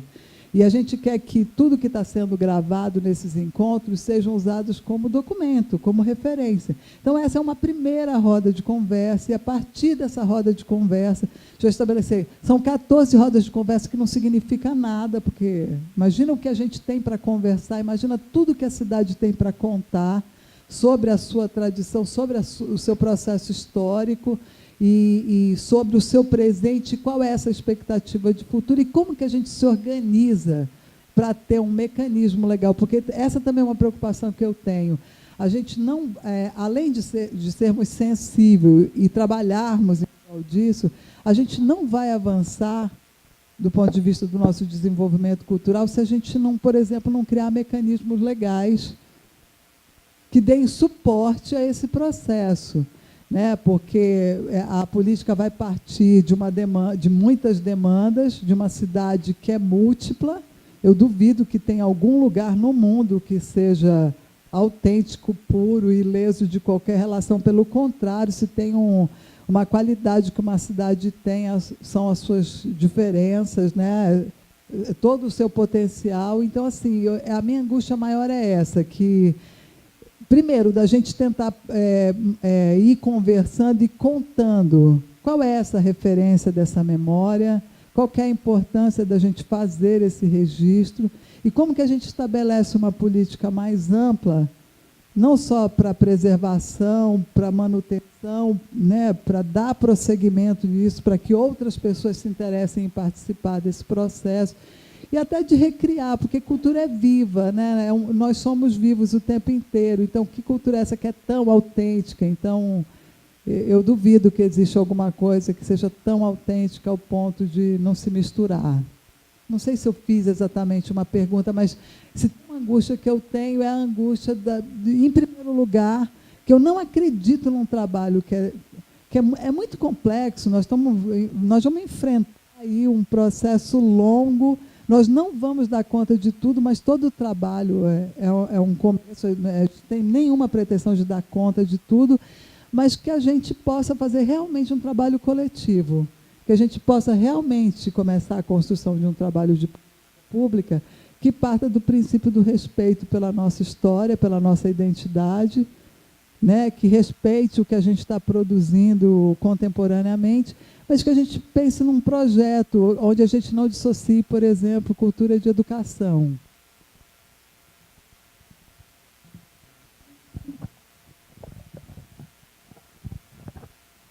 Foi uma pergunta, foi um caminhão de perguntas. E dos grandes, hein? Um tremião. Olha, eu acho assim que o interessante dessa roda, né, Jaqueline, é que possibilita a gente pensarmos juntos, né, nas respostas. Acho que ninguém tem a resposta pronta para isso.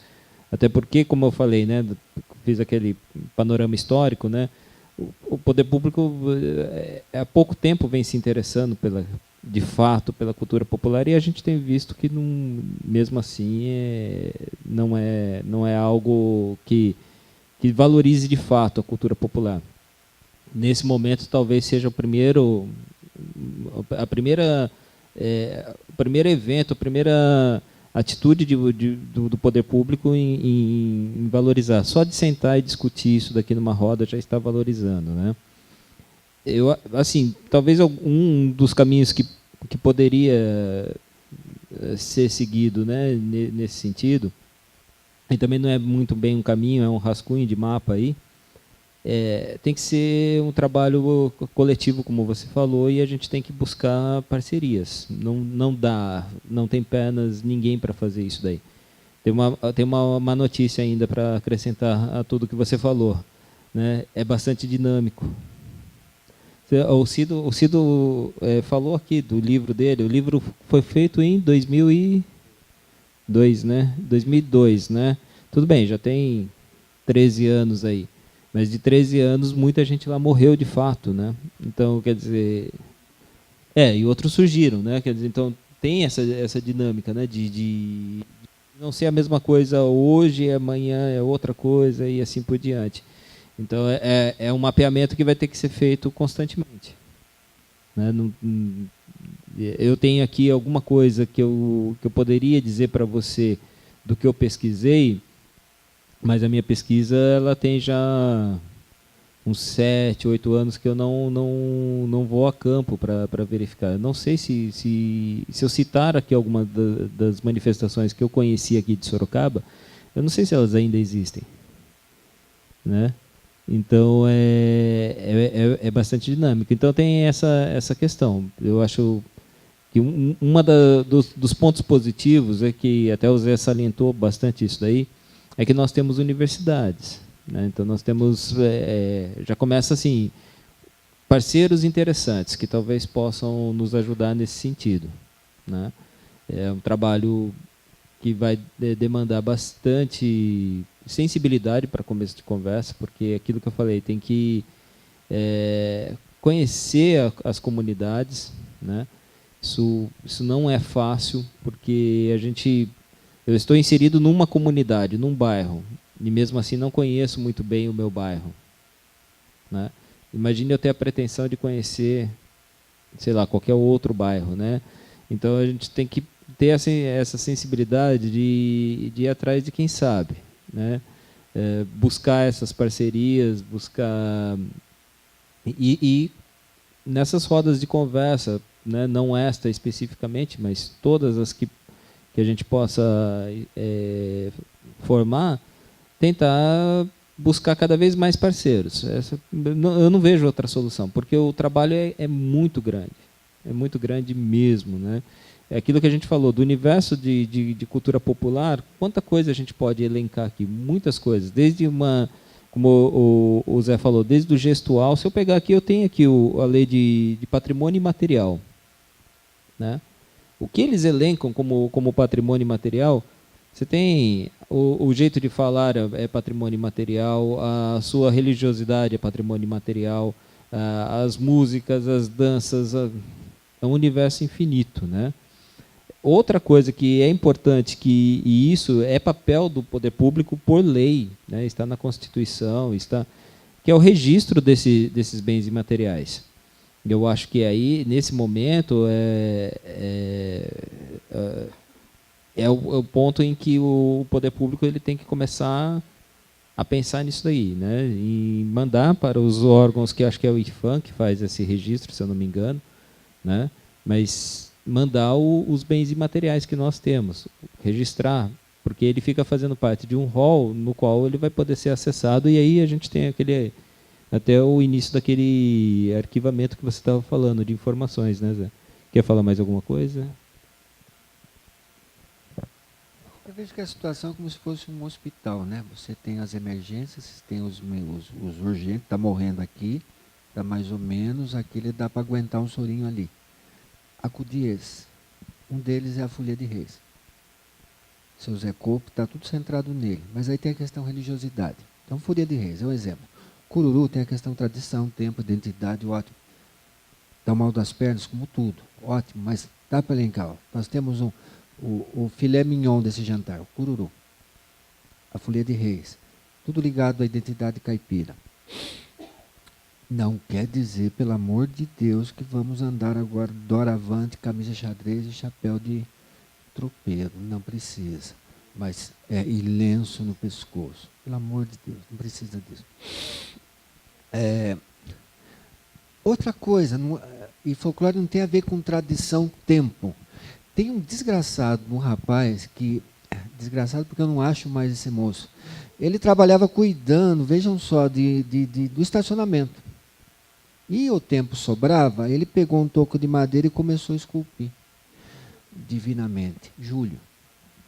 divinamente. Tem o seu Chico Santeiro em Votorantim. Ele surgiu do nada, baixou o Espírito Santo nele e começou a esculpir com um talento, mas com este olhar do mestre popular na configuração dos santos. Sumiu. Olha aí, só a Mirna, que bom. Então você percebe que ele não vem de uma escola com uma moça, o pai dela não é fulião, mas de repente ele tem um talento popular. Ele não tem uma academia, ele não tem uma formação. Isso não quer dizer que o cara acadêmico não possa produzir e gerar também uma produção que se torne popular. Você percebe como a coisa é complicada. Mas, assim, resposta. Agora, isso é o problema. Se a gente elencar assim, a folia de reis, hoje que dá para pegar com a mão. Você fala, no Nordeste, você abre a porta do hotel, está todo mundo batucando, aquela felicidade. Tem coisa assim que... Por isso que eu falo do serenar o olhar e nos ajudem, porque as pesquisas foram... Há longo tempo, muita gente nasceu, morreu, muita coisa está surgindo. Cultura espanhola, a população espanhola de Sorocaba foi imensa. O que ficou da tradição? Tem que correr atrás, ver o que tem, o que está permanente. Folia de Reis é como se fosse uma flor de estufa, está centrada nele, e na comunidade pequena dele. Então, tudo bem, preserva enquanto identidade, maravilha, mas tem que alastrar, aceitar, ela só vai existir e sobreviver desde que haja essa aceitação, esse diálogo com a população. Vai se transformar? Com certeza, são gente. Não dó, nunca tenho essa presunção, eu já errei nessa mão também, de engessar para a posteridade. Não, você vai cantar esse canto como se fosse na Idade Média. Meu Deus do céu, não precisa. Você está artificializando, você está fazendo... folclore para turista, não tem nada a ver, não tem uma realidade. Ele só existe a partir de compartilhado com uma comunidade, pequena, grande que seja, mas haja esse diálogo.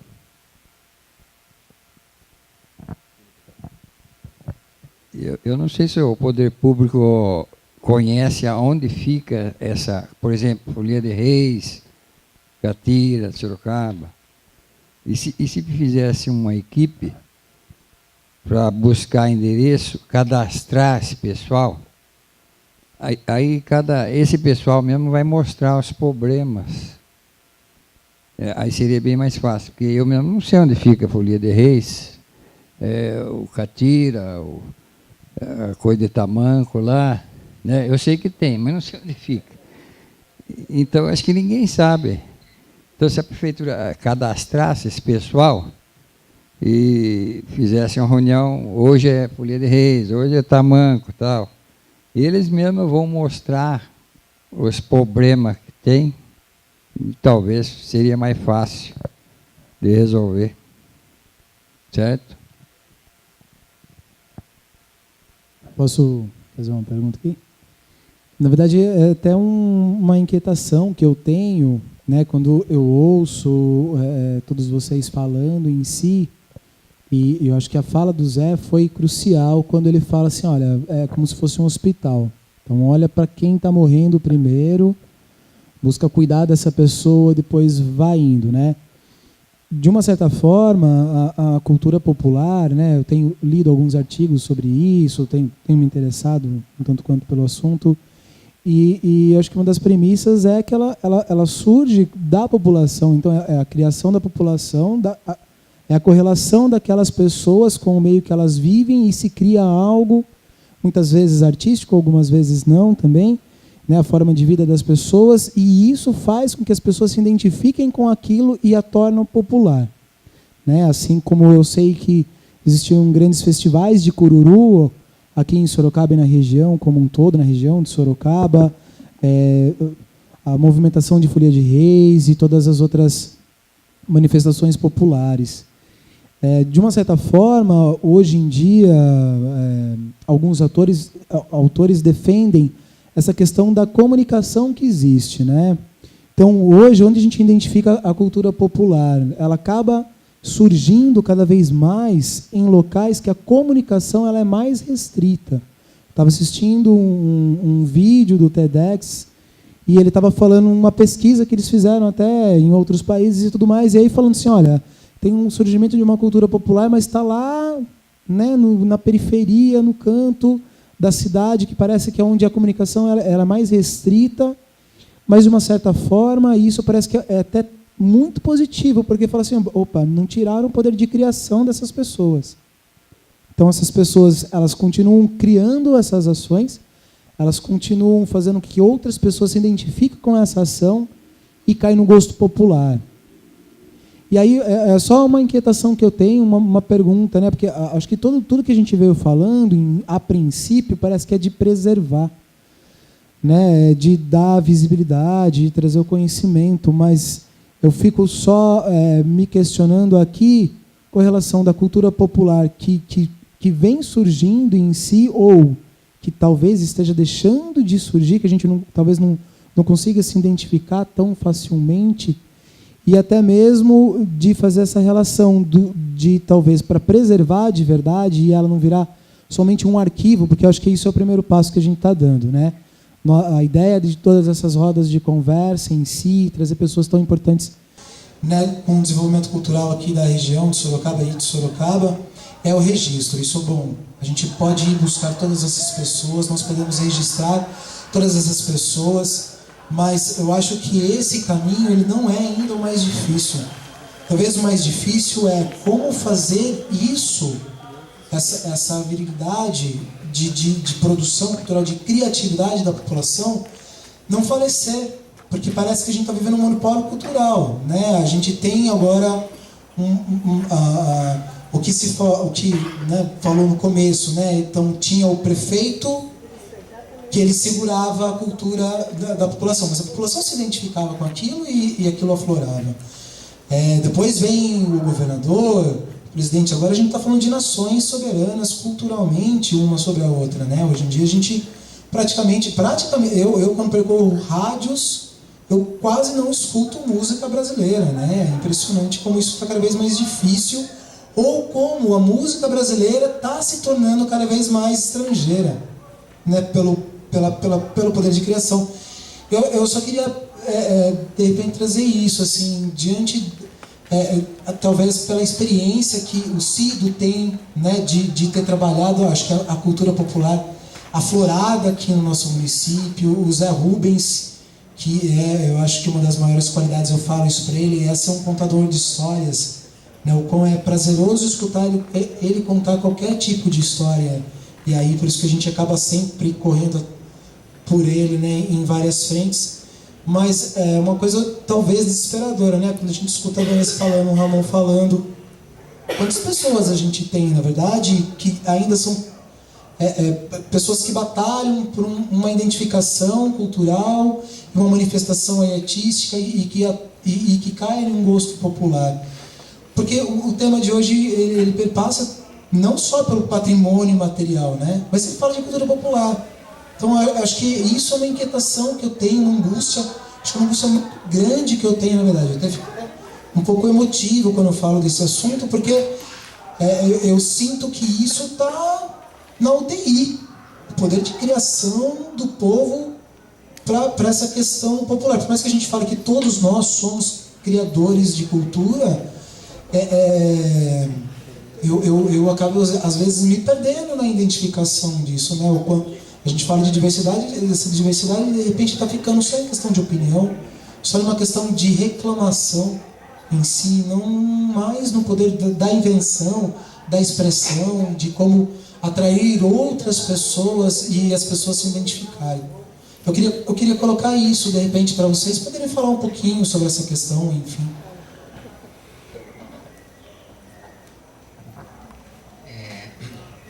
Graças a Deus a cultura, não estou desmerecendo ninguém, não é exclusividade, não está na mão do poder público.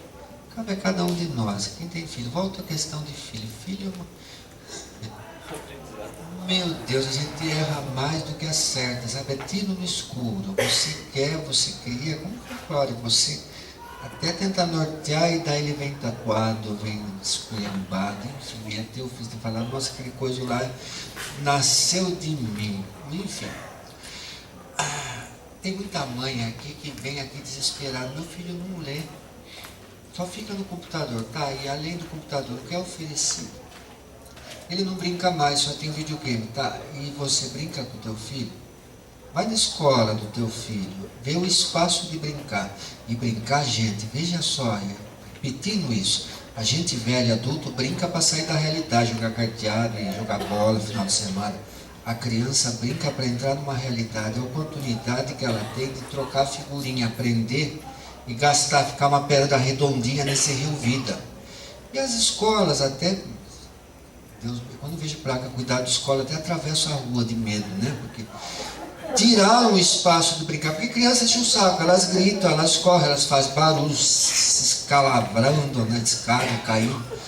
Mas a gente tem que começar em casa. O que eu ofereço disso? Sabe, só ouvir funk, legal, mas bota outras coisas. Na boa, não doutrinando, não impondo.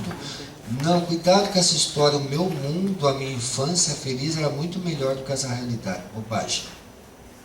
A realidade é hoje, agora. Então você pode e deve, como pai, se os professores, psicólogos estão entortando o seu filho, entre em campo também.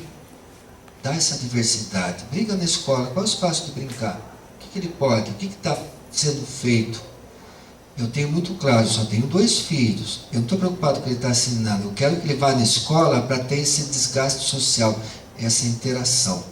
A educação ele vai ter isso, vai ter a vida inteira. Aí cobrar também do poder público na questão dos espaços que a gente tem de convivência, de conversa, de prazer de estar vivo. E andar serenamente, não fazer só circuito Campolim, minha casa, Campolim, minha casa. Vai passear, abre a janela do carro, vai passear de domingo, de sábado, à noite, escutar os sons, as cores, a vida latente nessa grande cidade de Sorocaba. Eu confesso assim, depois que nasceu meus 2, eu estou agora saindo da toca. E muita coisa mudou, só foi 12 anos que eu fiquei assim. Se vocês perguntassem Cartoon Network, eu sabia toda a programação. Mas da vida lá fora, nem que era o presidente. Eu quis me dar o direito, mas então, esse olhar atento de tudo. Tem um senhorzinho com toda a boa vontade, só uma parte. Eu estou virando Zé do Caixão, de tanto fazer passeio no cemitério, né? Ele tem toda a boa atenção, ele é aposentado, ele está pintando todos os túmulos do cemitério. Bem colorido, parece tudo está virando sete do Olodum. Está virando pelourinho. Eu particularmente que adoro patrimônio, eu penso assim, meu Deus, quase mijei nas calças. Eu peço desculpa que eu estou saindo toda hora, tomei um remédio e agora está vertendo água para todo lado, enfim. Vai subir a cantareira graças à minha participação. Mas enfim, esse homem com toda a boa intenção, ele está pintando. Vai dar trabalho para a gente futuro, mas ele está impermeabilizando os mármores que o próprio monóxido de carbono, ele está pintando tudo de tinta a óleo. Vai passear no cemitério, olha só, eu falo que o folclore é vida, mas você vai achar a nossa identidade cultural também nos túmulos do cemitério. Aqueles bem simples, o colorido, o gesto, aquelas flores. Pô, mas você está contradizendo tudo que você falou. E tem esse homem perigoso lá, se pôr um lado. Mas pode? Pode. Pode fazer isso? Porque você é proprietária do túmulo, você achou bonito, contrata ele, eu quero que fique bonito, gritante, né? Porque deve ficar fácil localizar o túmulo. Até a noite. O túmulo do teu pai está berrando ali, que nem um farol de Alexandria. Claro, eu estou exagerando. Mas de certa forma ele está impermeabilizando os mármores de Carrara. Eu quero acreditar que a tecnologia depois vai tirar essa tinta. Ou bem ou mal, mas é uma forma de preservação. E você vai ver um monte de coisa. Eu peguei só um cemitério para falar, então o folclore é vivo, mas lá no cemitério tem a ver, porque quem preserva o túmulo não é quem está enterrado lá. Até esse é pelo menos uma preocupação a menos para eles. Mas nós que vamos lá manter e ter esse olhar atento. Tem um atual administrador do cemitério, moço e valente. Ele está fazendo um trabalho de mapeamento, identificação, aquelas coisas de OCR, nunca sei o nome daquela desgraça que você põe no celular, e lê toda a ficha. Quer dizer, você vai ter um material maravilhoso de pesquisa dentro do cemitério. E ali você vai ver religiosidade, você vai ver cultura popular, você vai ver uma infinidade de coisas. Então, andar serenamente na cidade. Agora, secretário, esse trabalho, graças a Deus, é grande, é amplo, mas a gente está dando o primeiro passo. né? E outros virão, mas precisa gente, até porque trabalhar sozinho é muito chato. Compartilhar, ajudar, dividir. Eu falo que com o amigo do lado, até um copo d'água vira festa, mas fazer sozinho não tem graça, não vale a pena. E para a gente não ficar também a marca nossa, a gente tem que deixar a marca nossa, a marca é nossa, é de todos. E essa cidade vai ficar não só aquela placa desgraçada que tem na entrada de Sorocaba, que Sorocaba é de tal pessoa, Sorocaba é de todos nós, de todo mundo. É isso.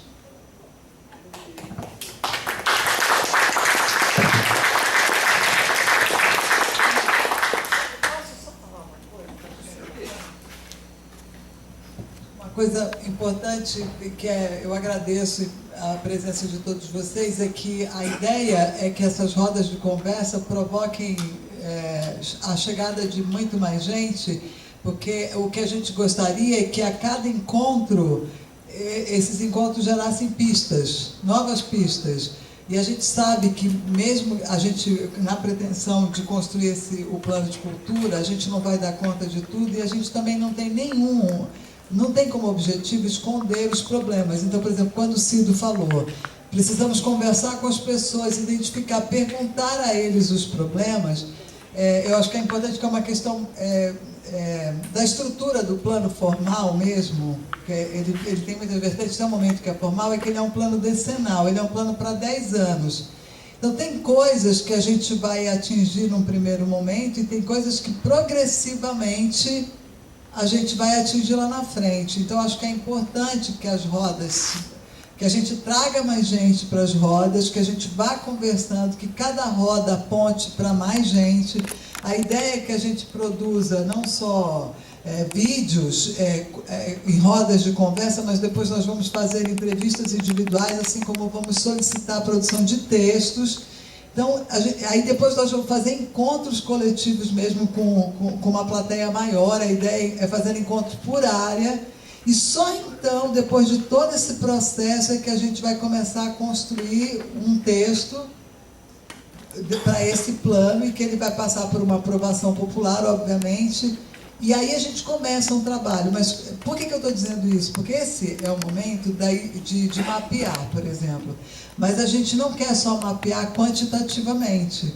A gente quer que esse quantitativo provoque olhares qualitativos, mais profundos, mas de acordo com o interesse das pessoas. A ideia é que a gente deposite essa informação seja pública, que a gente provoque para essa informação que vai ficar pública, para que as pessoas se utilizem dessa informação, por exemplo, para atuar de formas distintas, ou artisticamente, ou pedagogicamente, enfim, tem inúmeras possibilidades. Acho que é importante também a gente deixar claro que a ideia da roda é começar realmente um trabalho horizontal, e que a gente, a cada encontro, vai descobrindo novas possibilidades, e que a gente vai identificando como que a gente pode ir aprimorando devagar esse olhar para esse mapa, porque a gente está chamando de mapa, para que a gente possa fazer projeção. Acho que é importante a gente também estar sempre considerando isso.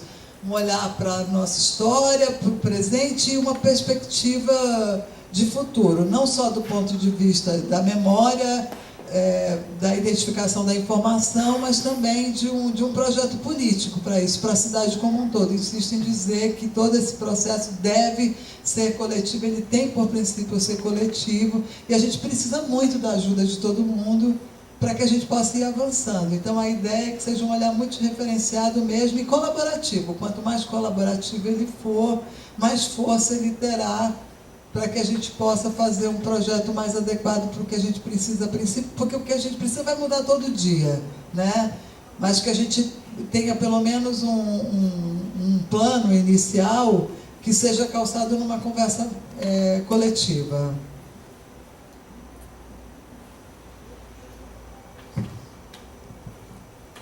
Mais alguma pergunta, colocação? Querem fazer alguma colocação final? Fiquem à vontade. Bom, gente, acho que essa foi a nossa primeira roda. Eu gostaria de agradecer imensamente, então, ao nosso querido Cido Garoto. Salve de palmas para todas as pessoas. Muito obrigado por dispor do seu tempo.